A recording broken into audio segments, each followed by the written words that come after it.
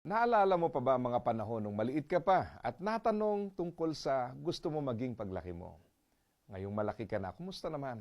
Nilikha tayo ng Diyos hindi lamang para sa tagumpay sa mata ng mundo, kundi para sa mga bagay na makabuluhan sa paningin ng Diyos.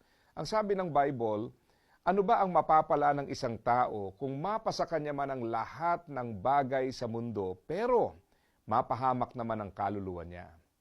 Tungkol ito sa isang tao na nakamta ng mahalaga para sa kanya at mahalaga sa pamantayan ng mundo, subalit hindi naman mahalaga sa pamantayan ng Diyos. Na-miss niya yung lalong mahalaga.